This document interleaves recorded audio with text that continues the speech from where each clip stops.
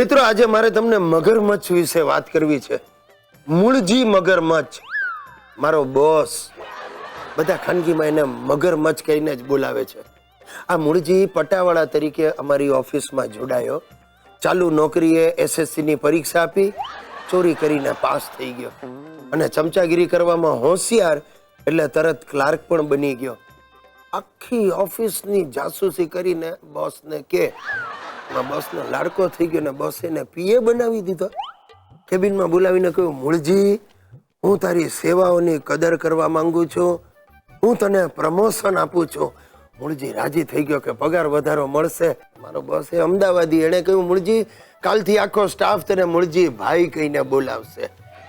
જે હોય તે પણ આ મૂળજી બોસ બની ગયો મારા કમનસીબ એના હાથ નીચે હું જોડાયો. મૂળજી બોસની ચમચાગીરી કરે ને મારે મૂળજી ભાઈની ચમચાગીરી કરવાની.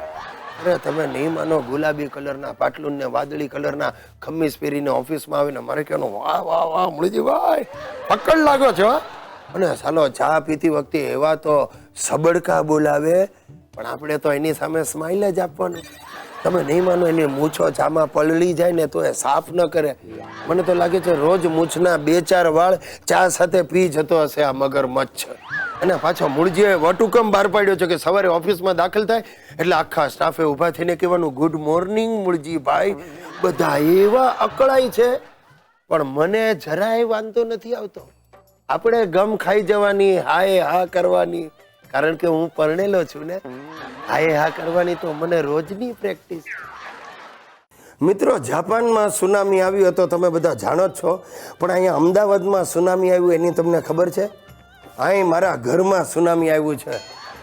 મારો સાળો શંભુ ને એની બૈરી હંસા, એટલે કે હંસી, સુનામી કરતાં વધારે ખતરનાક આતંકવાદી જેવા છે. અઠવાડિયાથી મારા સપનામાં રોજ આવતા હતા ને મને આંચકી શરૂ થઈ જતી હતી. આજે સવારે બંને જણા સાક્ષાત મારા ઘરમાં પ્રગટ થયા. બોલો, એમના ગામમાંથી કોકનો ખટારો સામાન લઈને અમદાવાદ આવતો હશે. બંને ચડી બેઠા, સાવડી જેવા વાળ લઈને સવારે રિક્ષામાંથી ઉતર્યા ને શંભુએ બૂમ પાડી, એ બનેવીલાલ આ રિક્ષાનું ભાડું દઈ દો. મારી પાસે 36 રૂપિયા પડે. આવ્યો બનેવીલાલ જલસામાં ને. અત્યાર સુધી જલસામાં હતો, હવે મારો પોતાનો જલસો થઈ જશે. હવે ઈ તો ગયા જન્મમાં કરેલા આ ભોગવવાના. હું કયો તમે આઈ કમિંગ થઈ ગયા? જય શ્રી કૃષ્ણ કીધા કે નહીં? એ જય શ્રી કૃષ્ણ બનેવી રેડ. આ બનેવી રેડ, બનેવીલાલ નું ઇંગ્લિશ. આ તમે તો અમને ન બોલાવો, પણ અમારા સિસ્ટર સુશીલાએ ઇન્વાઇટેડ કર્યા ને એટલે અમારે અહીં કમિંગ થઈ જવું પડ્યું. બહુ સારું કર્યું. શું સેવા કરું તમારી? મારી સેવા તો બચ્ચન કરશે. બચ્ચન આમની સેવા કરશે? વાલથી મને બચ્ચન કહે છે. એ બનેવી રેડ, તમે મોર્નિંગ વોકવા જાવ ને ત્યારે અમને લઈ જજો. વોકવા? ચાલવા. અને ત્યાં જ્યુસ બ્યુસ પીવડાવજો એટલે પછી તો જલસા જ જલસા. હા હો બનેવીલાલ, અમારી હંસીને જ્યુસ બહુ ભાવે. અને એમાંય તમે મોર્નિંગ વોકમાં લઈ જાઓ ને, ત્યાં હોંશે જ્યુસ પીએ મારી હોંસીલી હંસી. આ હોંસીલી હંસી મારા હોશ ઉડાડી દેશે. મને કઈ કહ્યું બનેવી રેડ? અરે હોય કાંઈ, મારા ભોગ લાગ્યા. રોગ લાગ્યો છે તમને? કઈ કાઈન્ડનો લાગ્યો છે? કાઠિયાવાડી કાઈન્ડનો લાગ્યો છે. અને સાંભળ્યું છે કે આ કાઠિયાવાડી રોગ જીવ લઈને જ જાય.